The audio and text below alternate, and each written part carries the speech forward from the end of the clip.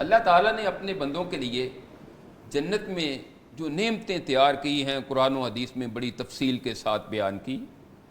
نبی کریم صلی اللہ علیہ وسلم ایک دن صحابہ کرام مجلس میں موجود ہیں تو آپ نے جنت کی تعریف کی، بہت زیادہ تعریف کی جنت کی۔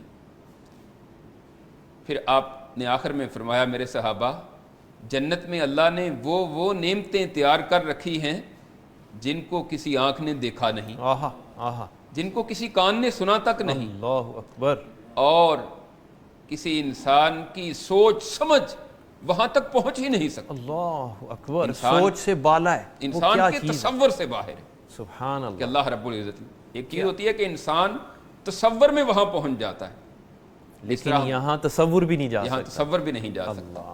اللہ تعالیٰ نے ایسی ایسی جنت میں اپنے بندوں کے لیے نعمتیں تیار کر رکھی، سبحان اللہ۔ اور وہ جنت ایسی ہے کہ دنیا کے ساتھ تو اس کی کوئی مماثلت یا مشابہت ہو ہی نہیں سکتی۔ دنیا میں زمین کے کچھ ٹکڑے قیمتی ہوتے ہیں، کچھ اس سے قیمتی ہوتے ہیں، بالکل ایسے، لیکن جنت کے بارے میں صحیح البخاری میں حدیث ہے، نبی کریم صلی اللہ علیہ وسلم فرماتے ہیں موضع صوت فی الجنہ خیر من الدنیا وما فیہا۔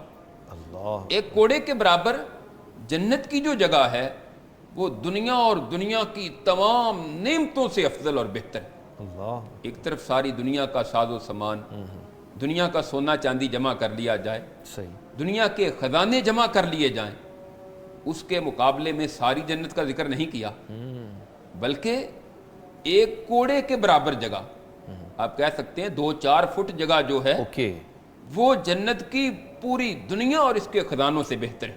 اللہ، اس قدر وہ قیمتی جنت اور اعلیٰ جنت ہے، سبحان اللہ۔ اور اس جنت کی لمبائی کا کوئی اندازہ نہیں کہ وہ کتنی لمبی ہے۔ چوڑائی کے بارے میں قرآن کریم نے ذکر کیا ہے وَسَارِعُوا إِلَىٰ مَغْفِرَةٍ مِّن رَبِّكُمْ وَجَنَّةٍ عَرْضُهَا السَّمَاوَاتُ وَالْأَرْضُ أُعِدَّتْ لِلْمُتَّقِينَ۔ سبحان اللہ، جلدی کرو اہل ایمان، جلدی کرو اپنے رب کی مغفرت کی طرف اور اپنے رب کی جنت کی طرف، وہ جنت جس کی چوڑائی آسمانوں اور زمین کے برابر ہے۔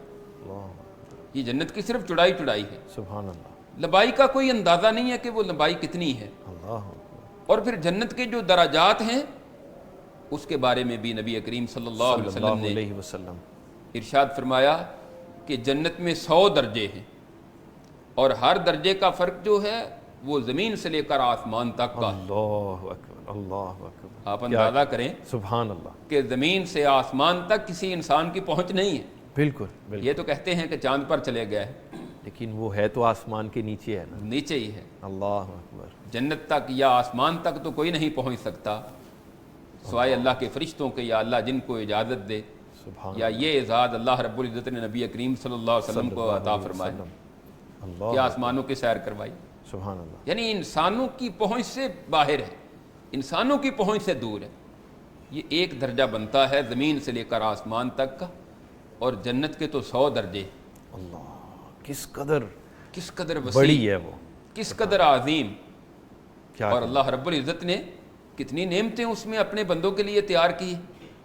بندوں کو تو چاہیے، نبی کریم صلی اللہ علیہ وسلم ارشاد فرماتے ہیں کہ جب اللہ تعالیٰ نے جنت تیار کی تو حضرت جبرائیل علیہ السلام کو کہا کہ جاؤ ذرا جنت دیکھ کر آؤ۔ جنت دیکھ کر آئے، ایک چکر لگا کر آئے، اور آ کر کہتے ہیں اے اللہ رب العزت، اس میں تو اتنی زیادہ نعمتیں ہیں سبحان اللہ، کہ جس بندے نے بھی ان نعمتوں کے بارے میں سن لیا وہ جنت میں جانے سے کبھی پیچھے نہیں رہے گا۔ اللہ اکبر، اللہ اکبر، اتنی نعمتیں جنت کے اندر۔ کیا بات، اور پھر اللہ رب العزت فرماتے ہیں مشکلات اور مصائب کے ساتھ گھیر دیا، یعنی ان سے گزر کر جانا ہے، اچھا، جن سے دنیا میں اہل ایمان گزر کر جاتے۔ صحیح، تو کہا کہ اب ذرا جا کے دیکھو، کہنے لگے یا اللہ یہ تو بڑا مشکل کام ہے، سارے نہیں جا سکتے۔